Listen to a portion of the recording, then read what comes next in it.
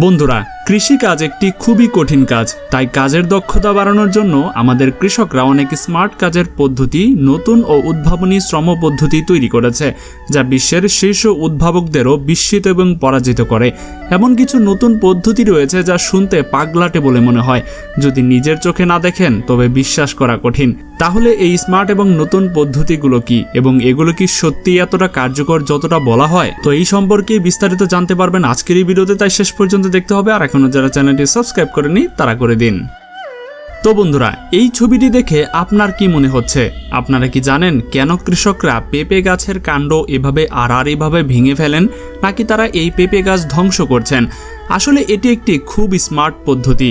পেঁপে গাছে বেশি ফল ধরাতে প্রথমে তারা অল্প বয়স্ক পেঁপে গাছের কাণ্ড এভাবে ছোট চির তৈরি করে, তারপর ধীরে ধীরে কাণ্ডটি মাটির সাথে 30 থেকে 45 ডিগ্রি কোণে বাঁকিয়ে খুঁটির সাথে বেঁধে দেন। যখন গাছ আড়াআড়িভাবে বাড়ে তখন পুষ্টি কাণ্ডের পরিবর্তে ফলের দিকে বেশি মনোযোগ দেয়, যা ফলকে বড় এবং মিষ্টি করে তোলে। এছাড়াও ফসল তোলাও নিরাপদ এবং সহজ হয়।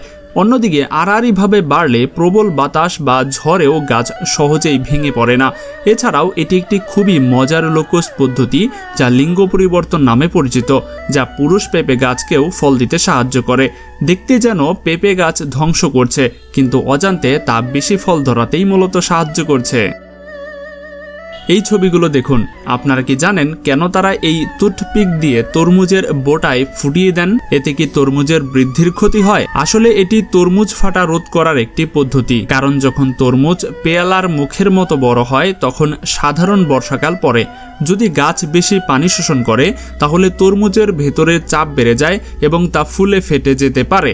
তখন এই টুথপিক ফুটিয়ে দিলে তরমুজের শিরা উপশিরায় ক্ষত হয়, যা পানি পরিবহনের গতি কমিয়ে দেয়, ভেতরে চাপ কমায় এবং ফাটা রোধ করে।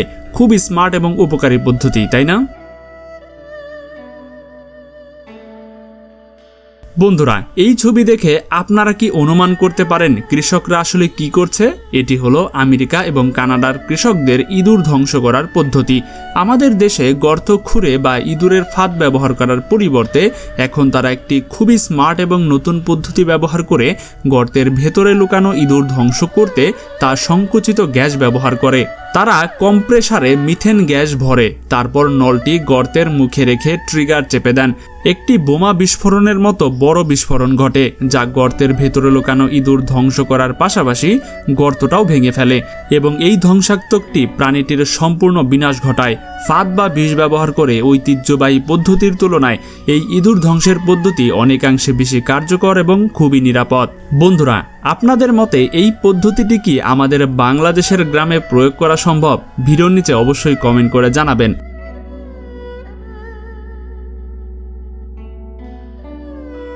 এই ছবিতে আমরা দেখতে পাচ্ছি কৃষকরা মুরগিকে ফল খাওয়ানোর সময় একটি স্মার্ট পদ্ধতি প্রয়োগ করেন। মাটিতে ফল ছুঁড়ে ফেলার পরিবর্তে তারা একটি খুঁটি পুঁতে তার ভেতরে ফল গেঁথে দেন। মুরগিগুলো প্রথমে নিচের ফল খায়, তারপর এভাবে শেষ হওয়ার পর উপরের ফলগুলো আস্তে আস্তে নিচে নেমে আসে।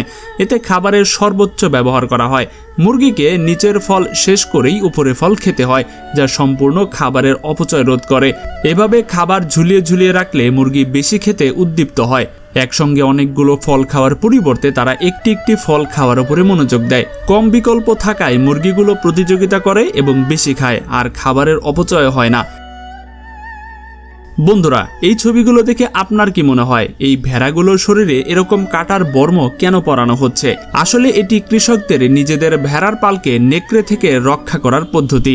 লোকেরা যখনই ভেড়ার পাল ঘাস খেতে বাইরে নিয়ে যায় তখন তাদের উপরে বুনো নেকড়ের আক্রমণের ঝুঁকি অনেকাংশে বেড়ে যায়। দিনের পর দিন ভেড়ার সংখ্যা কমতেই থাকে, তাই নিজেদের পাল রক্ষা করার জন্য তারা কাটার বর্ম তৈরি করে, যা ঘাড় এবং পিঠ ঢেকে রাখে। ফলে নেকড়ে সহজেই শিকার করতে পারে না। দূর থেকে দেখে মনে হয় যেন বর্মধারী কোনো যোদ্ধা ভেড়া। এই সমাধান ক্ষতি কমায় এবং ভেড়াগুলোকে খামারে বন্দি না করে মাঠে ঘাস খেতে দেয়। এই পদ্ধতি অত্যন্ত সহজ, কিন্তু বাস্তব পালনে অত্যন্ত কার্যকর। এটা খুবই স্মার্ট এবং উদ্ভাবনী পদ্ধতি। আপনাদের কি মনে হয়? কমেন্টে জানাতে পারেন। বন্ধুরা, এই ছবি দেখে আপনার কি মতামত? আপনারা কি জানেন কেন কৃষকরা করলা বা চিচিঙ্গাকে এভাবে লম্বা লম্বা সুতোর মতো বানায়, যা দেখতে নুডলসের মতো? নাকি তারা করলার নুডলস বানাতে চান? আসলে এটি কৃষকদের করলা সংরক্ষণের একটি পদ্ধতি, যাতে তা বেশি দিন রাখা যায়। প্রতি বছর জুলাই মাসে করলার উৎপাদন এত বেশি হয় যে তা খাওয়া যায় না বা বিক্রিও সম্ভব হয় না। তাই কৃষকরা একটি স্মার্ট পদ্ধতি বের করেন করলা বেশি দিন সংরক্ষণ করার জন্য, যাতে পরবর্তীতে ব্যবহার করা যায়।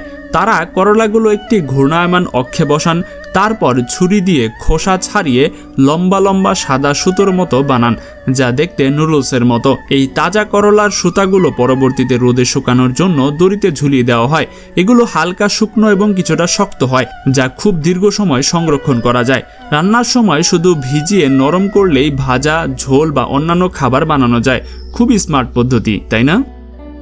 বন্ধুরা, এই ছবিগুলো দেখে আপনারা কি অনুমান করতে পারেন কেন ধান রোপণের আগে মাঠে কাগজের স্তর বিছিয়ে তারপর তা ফুঁড়ে চারা রোপণ করা হয়? না, আসলে এটি চীনের কৃষকদের একটি অত্যন্ত উদ্ভাবনী পদ্ধতি। এটি একটি বিশেষ জৈব কাগজ, যা কিছুদিন পর নিজেই পচে যায়। এই কাগজ সূর্যের আলো আসতে বাধা দেয়, ফলে চারা গাছ থাকার সময় আগাছা জন্মাতে বা বাড়তে পারে না। এতে চারা গাছ আগাছার সাথে প্রতিযোগিতা না করে সুস্থভাবে বাড়তে পারে। আরও গুরুত্বপূর্ণ বিষয় কি জানেন? এটি পানি বাষ্পীভবন রোধ করে, মাটির আর্দ্রতা ধরে রাখে এবং ধান গাছের ভালোমতো বাড়তে সাহায্য করে। প্রায় 1 মাস পর এই কাগজ মাটিতে সম্পূর্ণ পচে যায়। এটি জৈব সার হয়ে যায়, ধানের গাছ শোষণ করে এবং বাড়তে সাহায্য করে। তখন ধান গাছগুলো শক্তিশালী হয়ে নিজেই বাড়তে থাকে এবং আগাছায় ভর থাকে না। শুধু একটি সাধারণ কাগজ, কিন্তু অনেক উপকার করে। বন্ধুরা, এই ছবিতে আমরা একটি খুব স্মার্ট আইডিয়া দেখতে পাচ্ছি, যা কৃষকরা মুরগি পালনে ব্যবহার করে। বাঁশ বা লোহার শক্ত খাঁচা বানানোর পরিবর্তে তারা পুরনো ফেলে দেওয়া গাড়ির টায়ার ব্যবহার করে সেগুলো অর্ধেক কেটে দেয়ালে লাগিয়ে দেয়, যা ডিম পাড়ার মুরগির জন্য একটি খুব সহজ কিন্তু খুব ভালো আবাসস্থল তৈরি করে। এই সহজ পদ্ধতি আসলে অত্যন্ত কার্যকর, যা আমাদের অবাক করে। খাঁচাগুলো এখন দেয়ালে ওঠানো হয়, যা মেঝের নিচে বাতাস চলাচল বাড়ায়। টায়ারের প্রাকৃতিক বক্রতা মুরগিকে আরামসে ডিম পাড়তে দেয় এবং ডিম পড়ে ভাঙার সম্ভাবনাও থাকে না। আরও গুরুত্বপূর্ণ বিষয় কি জানেন? এভাবে ডিমগুলো মেঝেতে পড়ার চেয়ে অনেক পরিষ্কার থাকে। খুবই স্মার্ট এবং উপকারী পদ্ধতি। ঐতিহ্যবাহী কোদাল দিয়ে মাটি কোপানো ও চাষ করা অনেক সময় কোমর বাঁকাতে হয় এবং কাজের গতিও ধীর হয়ে যায়। কৃষকরা তাই 2টি ফলা বিশিষ্ট একটি কোদাল তৈরি করেছেন, যা মাটি কোপাতে এবং চাষাবাদ করতে অনেক দ্রুত এবং সহজেই করা যায়। এখন এক কোপেই 2টি জায়গায় মাটির কোপ বসানো যায়। বিশেষ করে এই দ্বিফলা কোদাল সোজা সারিতে থাকা সবজি ক্ষেতের আগাছা পরিষ্কারের জন্য খুবই সুবিধাজনক। সত্যি এটি অত্যন্ত উপকারী একটি আবিষ্কার। বন্ধুরা, এই ছবিটি দেখেন। আপনারা কি জানেন কেন কৃষকরা কলার গোছা কাঁধে নিয়ে খালে ফেলে দেন? নাকি তারা এই কলাগুলো ফেলেই দিচ্ছেন? আসলে এটি কৃষকদের কলা পরিবহনের একটি উদ্ভাবনী পদ্ধতি। বাগান থেকে কলার গোছা কাঁধে করে জমায়েতের জায়গায় নেওয়ার পরিবর্তে কৃষকরা পানির স্রোত ব্যবহার করেন। কলা তোলার মৌসুমে তারা খালে পানি ছেড়ে দেন, তারপর কলার গোছাগুলো খালে ফেলে দেন। পানির স্রোতের গতি ব্যবহার করে কলার গোছাগুলো বাইরে ভেসে যায়। বন্ধুরা, চীনের কৃষকরা এভাবেই পরিষ্কার সবজি চাষ করেন। মাটিতে চাষের পরিবর্তে তারা পানির ট্যাঙ্কে চাষ করেন, যাকে হাইড্রোপনিক্স বা পানিতে সবজি চাষ পদ্ধতি বলে। এটি একটি আধুনিক মাটিবিহীন চাষ পদ্ধতি। এর পরিবর্তে গাছ ভাসমান স্তরে, যেমন নারকেলের ছোবড়া, স্পঞ্জে চাষ করা হয় এবং গাছের শেকড় পানিতে দ্রবীভূত পুষ্টি সরাসরি শোষণ করে বেড়ে ওঠে। এতে পোকামাকড়, রোগ এবং আগাছার সর্বোচ্চ মাত্রা নিয়ন্ত্রণ করা যায় এবং মাটি থেকে ভারী ধাতু বা রাসায়নিকের অবশিষ্টাংশও থাকে না। বিশেষ করে কীটনাশক সম্পূর্ণ বাদ দেওয়া যায়। এই পদ্ধতি গাছকে সাধারণ মাটির চাষের তুলনায় 50% দ্রুত বাড়তে এবং আগের তুলনায় ফসল আরও বেশি তৈরি করতে সাহায্য করে। আপনারা কি জানেন কেন কৃষকরা নিজেদের চীনাবাদাম গাছে পা দিয়ে মারান এবং ভারী জিনিস দিয়ে চেপে দেন? এমনকি লাঠি দিয়ে গাছে আঘাতও করেন? নাকি তারা নিজেদের চীনাবাদামগুলো ধ্বংস করছে? আসলে এটি একটি স্মার্ট পদ্ধতি, যা চীনাবাদামকে গাছ থেকে ভালোভাবে বাড়তে এবং বেশি ফল দিতে সাহায্য করে। চীনাবাদাম গাছে পা মারানো ডালপালাগুলোকে মাটির কাছাকাছি নিয়ে আসে, ফুল ফোটার সময় কমায়। চীনাবাদামের ডাল নমনীয় হয়, ভাঙে না, বরং উচ্চতা কমে যায়। গাছ থেকে অনেক শাখা প্রশাখা বের হয়, যা ফুলের সংখ্যা বাড়ায় এবং উৎপাদন ক্ষমতাও বাড়ায়। সত্যি এটি একটি খুবই স্মার্ট এবং উদ্ভাবনী পদ্ধতি। দেখতে যেন মনে হচ্ছে চীনাবাদামগুলো ধ্বংস করছে, কিন্তু অজান্তে তা বেশি ফল দিতে সাহায্য করে। তো বন্ধুরা, আজকের এই ভিডিওগুলো আপনার কাছে কেমন লেগেছে সেটা অবশ্যই কমেন্টে জানাবেন। আর এমন আরও ভিডিও যদি আপনারা আরও দেখতে চান তাহলে ইন্ডিয়া স্ক্রিনে দেখুন 4টি ভিডিও দেওয়া আছে, এর ভিতরে যে কোনো একটা আপনারা দেখে আসতে পারেন। আশা করি অনেক বেশি মজা পাবেন। তো দেখা হচ্ছে পরবর্তী পর্বে। আজকের মতো কেনাই বিদায়, আল্লাহ হাফেজ।